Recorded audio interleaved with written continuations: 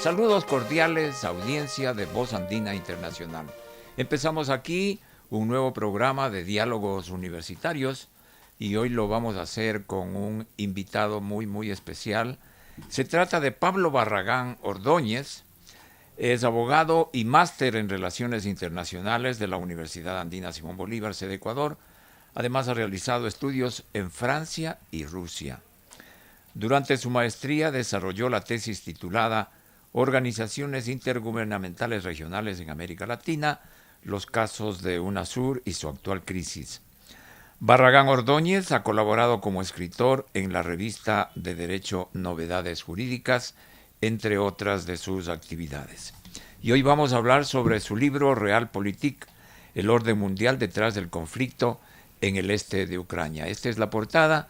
Y está aquí junto a nosotros en esta cabina biblioteca Pablo Barragán precisamente, a quien le damos la más cordial bienvenida. Muchísimas gracias, Ramiro. Para mí es un gusto conocerle personalmente, al fin. Un abrazo a toda la querida Universidad Andina, mi casa de estudios de posgrado. Para mí es motivo de orgullo poder estar en su programa, Ramiro, y poder compartir algunas anécdotas y experiencias y sobre todo parte del contenido del libro, que fue editado y publicado con Editorial Planeta. Con éxito fue lanzado en la Feria Internacional del Libro de Bogotá. El gerencia de la editorial me comentó que el libro se agotó en los 10 días de feria en Bogotá. El año pasado tuve la gentileza de recibir la invitación del Centro Argentino para las Relaciones Internacionales para realizar el lanzamiento de mi libro en Buenos Aires. La presentación estuvo a cargo de mi querida amiga Antonella Gerbachi, funcionaria del Ministerio de Economía, el actual director académico ex director académico del CARIES, actual funcionario de Estado de la Secretaría de Defensa del gobierno de Javier Milei. Así que con mucho orgullo y con mucha humildad, pues ya el libro está aquí en Quito, en la universidad y en la biblioteca. Muy bien, felicitaciones por esta circulación mundial que está obteniendo el libro, así como también circula mundialmente la preocupación sobre el conflicto Rusia-Ucrania, que ya acaba de cumplir un año. Bueno, es un tema totalmente vigente. ¿Desde qué parámetros tú enfocas esta situación bélica en el libro, Pablo? Sí, Ramiro, el 24 de febrero celebramos 2 años del inicio del conflicto. Claro. Es decir, el tiempo ha pasado volando. Los 3 pilares en los que se sostiene el libro es el ámbito político, histórico, naturalmente, porque hay que comenzar por las raíces de la hermandad que ha existido siempre entre Rusia y Ucrania, países que tienen una genética común. El segundo pilar, que también abordo con bastante acuciosidad, es el hecho de la energía, el abastecimiento de los mercados globales y sobre todo cómo se sostiene una economía de guerra. Hace un par de semanas celebramos 2 años de iniciado el conflicto y parece que va a tener cotas superiores en razón de las declaraciones occidentales del uso de armamento nuclear. Y el tercer el tercer aspecto en el que se sostiene el libro es el de la defensa, que obviamente es el que ya lo mencioné hace un momento y es el más preocupante, porque la OTAN está elevando el tono de la voz en lo que respecta al uso del armamento nuclear. Para el mes de septiembre-octubre del año pasado, su secretario general, Jens Stoltenberg, señalaba de que ya se encuentra planificado el uso de equipamiento de armamento nuclear en 3 puntos de territorio de la OTAN, Italia, Croacia y el mar Mediterráneo. Y la OTAN también ya inició operaciones con la operación Steadfast Defender, que también es con tropas. Es una operación militar con ejercicios militares con tropas. La primera operación se llama Steadfast Nun, así que está todo debidamente documentado. Sí, cómo no. Son 3 aspectos cruciales del libro. Y de parte también de Rusia, el presidente ruso también dijo que podía escalarse hacia un conflicto nuclear, ¿no es cierto? Sí. Entonces sí, es una situación que tiene a la humanidad en vilo. Claro, no es un año, como decía, son 2 años ya de este conflicto. Recuerdo todo el andamiaje que hubo que hacer para traer a los estudiantes ecuatorianos que estuvieron en Ucrania, ¿no? Ahora, ¿cuáles son otras líneas de análisis que tú tienes en el libro sobre el conflicto? Las otras líneas que subyacen a estos 3 pilares en el que se sostiene el libro es el hecho de la retórica y el pragmatismo que está en pleno cuestionamiento a raíz del iniciado del conflicto, de la guerra preventiva, operación militar especial, etcétera. A la final es una guerra. El hecho es de que el Occidente Unido ha emitido prácticamente más de una docena de sanciones a Rusia, pero aquí lo que hay que analizar y lo que abordo en el libro, y es parte del debate, es el hecho de que Europa, pese a la docena de sanciones, el paquete de sanciones a Rusia, continúa comprándole hidrocarburos a Rusia. Se supone que estamos en un estado de sanciones en contra de Rusia, pero vemos que se está haciendo todo lo contrario. Es decir, hay una confrontación directa entre la retórica y el pragmatismo, precisamente por el hecho de los altos costos de la energía.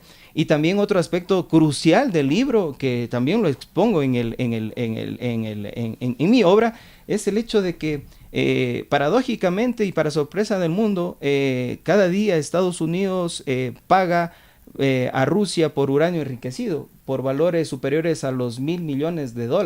Obviamente este dinero se lo cancela en rublos porque Rusia fue desconectado del sistema SWIFT. Así que estamos viendo también con todo este contexto, con todo este panorama, algo muy importante que debemos destacar es el hecho de que estamos asistiendo ya a la consolidación de un nuevo orden mundial multipolar. Muchos estadistas académicos en Estados Unidos, en Europa y Rusia coinciden en el hecho de que Estados Unidos ya es un imperio que se encuentra en retirada. Y algo que también me llamó mucho la atención de nuestra Constitución es de que se hace eco en el artículo 419 o 417 de la Constitución que aboga por un nuevo orden mundial multipolar. Así que esto no es nada nuevo. El conflicto fue un catalizador y fue un acelerador de procesos. Y más allá de la crisis que sufrió el mundo de la COVID-19, este conflicto entre Rusia y Ucrania está tomando cotas políticas que nos están acercando cada vez más a un conflicto bélico internacional tipo Tercera Guerra Mundial. Tiene esas características ya. Pablo, del análisis e investigación que obviamente continúas haciendo porque el conflicto vive y está latente, ¿tú ves salidas? ¿Tú ves una perspectiva mediata o a largo alcance para que esta situación que, digamos, todo el mundo, no solo el occidental, rechaza, y creo que también ucranianos y rusos en el fondo deben anhelar la paz, ¿ves tú una salida? ¿O por dónde son las salidas? ¿Qué hay que construir ahí para que procurar una pacificación? Yo pienso que, bueno, la pregunta es demasiado compleja y podríamos abordarla desde diferentes ángulos. El primero es de que Estados Unidos, que es el país que está apoyando mayoritariamente a Ucrania con Occidente, países de la Unión Europea, países de la OTAN, Estados Unidos está en un periodo electoral. Y se habla mucho, esto ya es un secreto a voces, de que se puede jugar la carta rusa. Es decir, el posible envío de tropas a territorio ucraniano. Claro que aquí los constitucionalistas americanos tienen muy claro el panorama de que el Parlamento, que el Poder Legislativo americano debe autorizar el traslado de las tropas a territorio ucraniano. Por parte de Europa, en cambio, el presidente Macron hace una semana señaló de que no se descartaba esta posibilidad del envío de tropas, pero aquí también se debe leer el instrumento internacional de la creación del Tratado del Atlántico Norte de la OTAN, que señala de que ningún país que no sea miembro no puede recibir ayuda. Es por eso que se ha estancado el proceso de admisión de Ucrania a la OTAN, por el hecho de que tiene un conflicto bélico con otro país. Son cláusulas, son disposiciones legales que deben cumplir estos países, porque de lo contrario se activaría el artículo 5 de la OTAN, que se refiere a la seguridad colectiva, y ahí sí habría un enfrentamiento directo entre la OTAN y Rusia. En conclusión, con este primer análisis es de que Estados Unidos está en un periodo electoral y puede jugar la carta rusa para que el presidente Biden pueda ser reelegido, o en su defecto pues regrese el expresidente Donald Trump a la Casa Blanca, inclusive con mayor apoyo popular que cuando fue elegido por primera vez. Otro aspecto también que me encanta remarcar ante esta pregunta, compleja pregunta, estimado Ramiro, es el hecho de que el año pasado el ex secretario de Estado de Estados Unidos, Henry Kissinger, que falleció en el mes de diciembre del año pasado, a fines del año pasado, cuando se le preguntó en la televisión americana cuáles son o cuál podría ser una salida del conflicto, él respondió de que daba a entender de que Ucrania debe consentir el hecho de que la región del Donbass, estas 4 regiones que son repúblicas independientes que solicitaron su regreso a Rusia, pues sea aceptado por Ucrania, de tal manera que se desactive este conflicto, por el hecho de que Ucrania también tiene un fuerte, soporta una grave crisis económica y también humanitaria.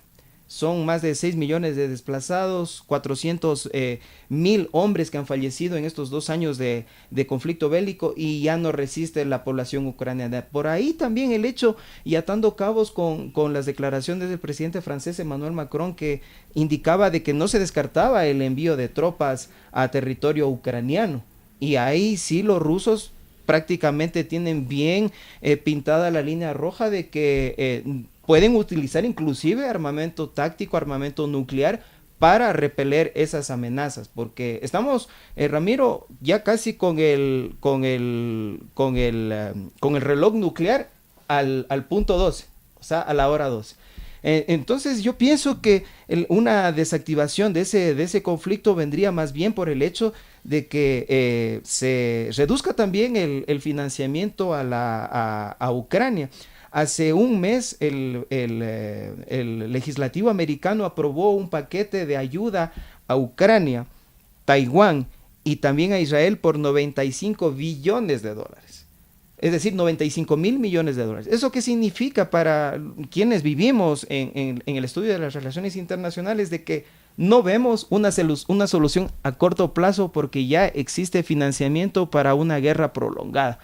Lamentablemente en ese contexto estamos. Yo pienso que la contraofensiva ucraniana que se especulaba para el año 2022-2023 no se ejecutó. Estamos ya en Rusia entrando ya a la primavera, y es posible y altamente probable de que se muevan líneas. Pero conforme se encuentra el estado de la guerra, estos 2 países, Ucrania y Rusia, se han consolidado con sus posiciones en una guerra de trincheras.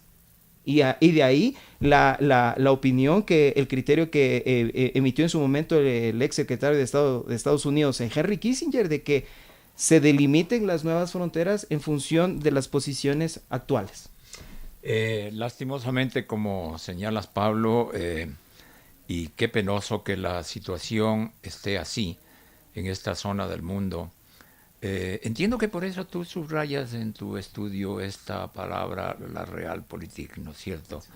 Porque, reiteremos, lastimosamente nos encaminamos a eso. ¿Por qué le destacaste realpolitik? Es el nombre que hace honor al contenido. De hecho, todo el contenido hace honor al título. No encontré mejor título para el libro. Ese es un término que se lo maneja comúnmente en las relaciones internacionales, en lo que tiene que ver la verdad detrás de la política. Porque si bien es cierto, existen declaraciones, retórica, que en una sola palabra, hay que ver el pragmatismo. Cómo actúan las potencias mundiales en este tipo de conflictos, porque tienen alianzas, tienen intereses.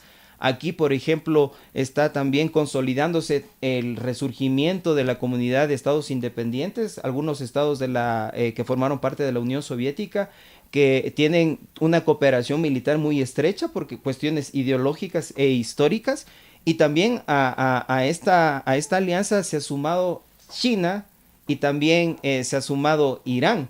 En el actual conflicto que se encuentra sufriendo la población palestina, estamos viendo de que también pueden actuar en diferentes frentes. El hecho de que el legislativo americano haya asignado un determinado monto, en total 95 billones de dólares, a Taiwán, Ucrania y a Israel, da cuenta de que también se prevé un posible enfrentamiento con China, porque el presidente chino Xi Jinping ha señalado en innumerables ocasiones de que ellos van a recuperar Taiwán. Para Taiwán, para los taiwaneses, la población de Taiwán es una república, para China es en cambio una provincia rebelde, pero se están acercando tambores de guerra en estas otras latitudes del mundo. Entonces, por ahí va el contexto, Ramiro.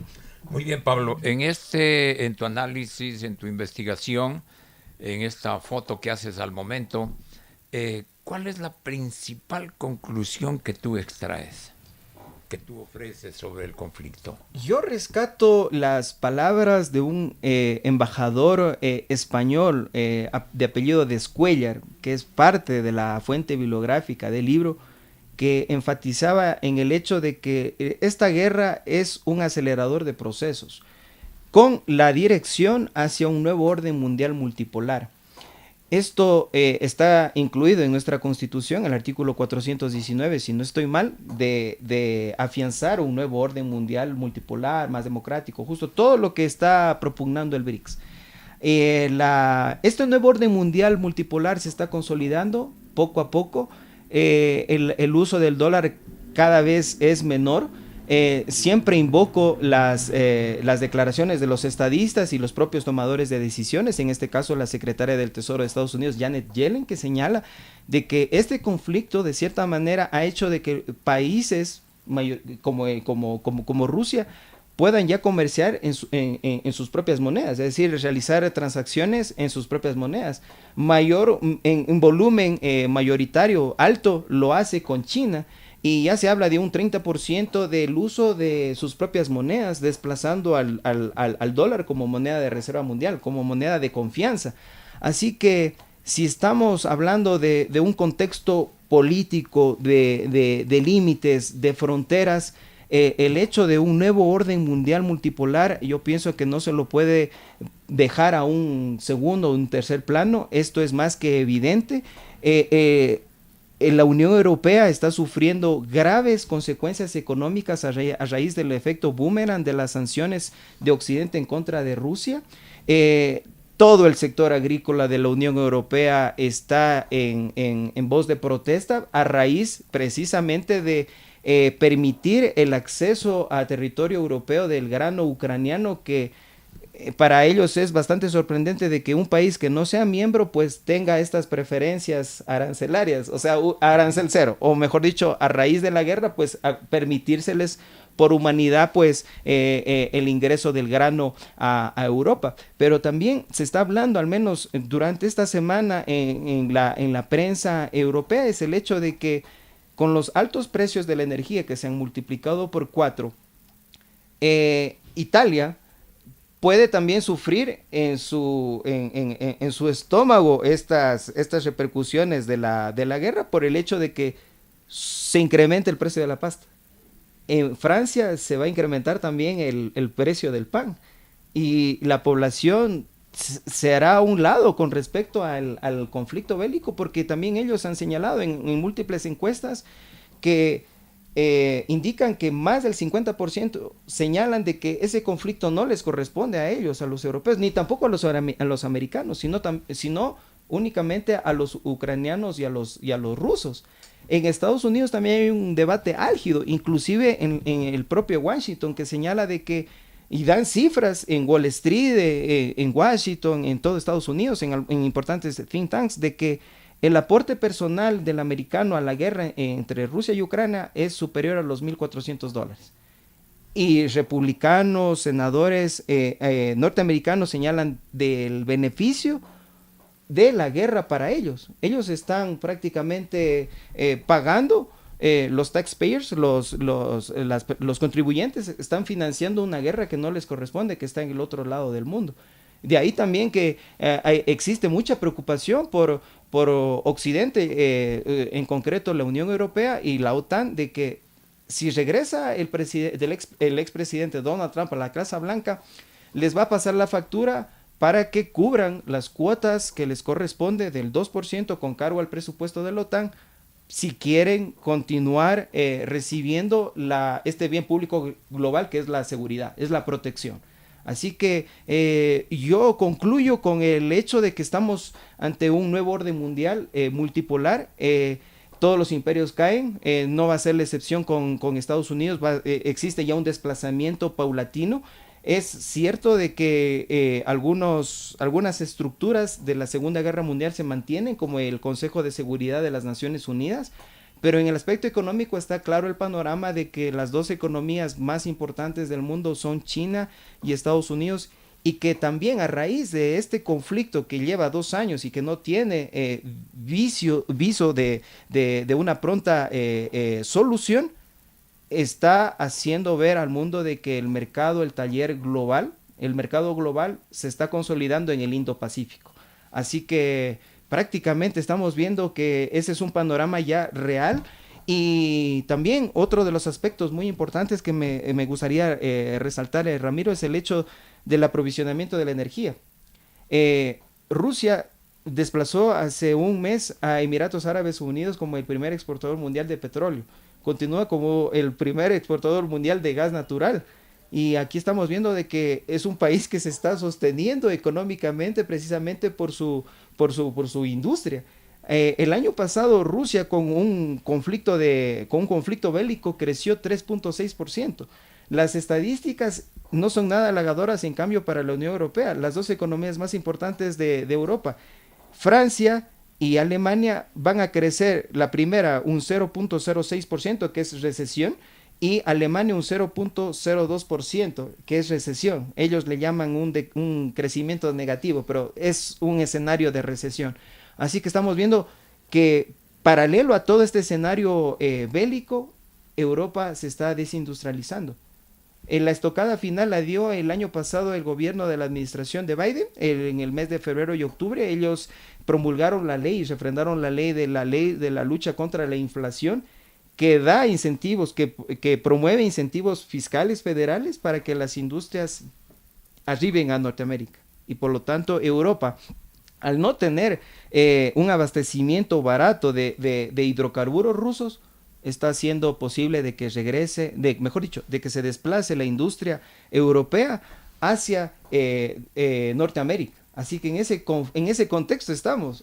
Así es, muy preocupante, por cierto, y se ve que es un conflicto internacional que plantea, entre otras cosas, tu tesis, ¿no? De que estamos a puertas de un nuevo orden político-económico mundial. Pablo, te quiero agradecer muchísimo el que hayas venido a nuestra invitación. Hemos dialogado ahora con Pablo Barragán Ordóñez. Él es máster en Política y Relaciones Internacionales, un posgrado de los que ofrece la Universidad Andina Simón Bolívar, en este ámbito precisamente en el área de estudios globales y sociales. Realpolitik, el orden mundial detrás del conflicto en el este de Ucrania, ha sido el tema de esta charla. Hasta una próxima oportunidad, Pablo. Muchísimas gracias, Ramiro, y también un caluroso abrazo a mi querida Universidad Andina por el espacio y la confianza y por tenerme en cuenta para abordar estos temas tan delicados y de preocupación para el mundo. Y a nuestra audiencia, muchísimas gracias y será hasta un próximo Diálogo Universitario.